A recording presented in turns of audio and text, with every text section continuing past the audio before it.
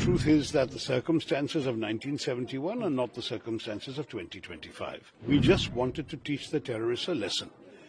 That lesson has been taught. Today's Pakistan is a different situation.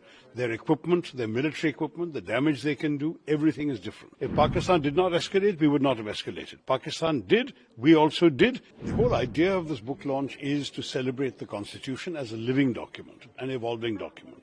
A document that is relevant to the lives of every Indian, but it takes different shape at different times. We've had 106 amendments since it was first passed. There have been a number of judgments of the Supreme Court that have changed the way it applies. There have been serious issues, disputes, cases going on. It's all part of the fabric of the political, social life of Indians every day, not just legal. So it's a book that tries to demystify the Constitution for ordinary people. It's not written for lawyers, it's not written for constitutional scholars, but for you and me, just to appreciate what the Constitution means in our lives. Sir, a big development happened between India and Pakistan. What's your take on it? Because now on all social media, Indira Gandhi is trending, and Congress party is saying that Indira is iron lady. You see, the fact is that, to my mind, we had reached a stage where the escalation was needlessly getting out of control. Peace is necessary for us. The truth is that the circumstances of 1971 are not the circumstances of 2025. There are differences. As far as I'm concerned, I believe that the people of India deserve peace. We have suffered a lot. We have lost a lot of casualties. Ask the people of Poonch how many have died since this war began and the shelling from the Pakistanis. I'm not saying that we should always stop wars. When there are reasons to continue them, we should continue. But this was not a war we intended to continue. We just wanted to teach the terrorists a lesson. That lesson has been taught. I'm sure the government will continue trying to identify and track the specific individuals who did the horrors of Pahalgam. But as far as this particular conflict with Pakistan was concerned, there was no reason to risk the loss of more lives and limbs and fortunes. We need to focus on the well-being and prosperity of Indian people, of growth, development, progress.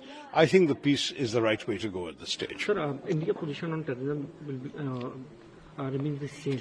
Our position on terrorism will not change. The way the government took few steps, like underwater will be suspended, there will be other measures also. Other measures have to be taken. I think we have to definitely use all the intelligence means available to find these people who did this terrible crime in Pahalgam, to identify them, track them down wherever they are and bring them to justice. That is indispensable. It may not happen overnight. It may take months, it may take years, but we will have to do it.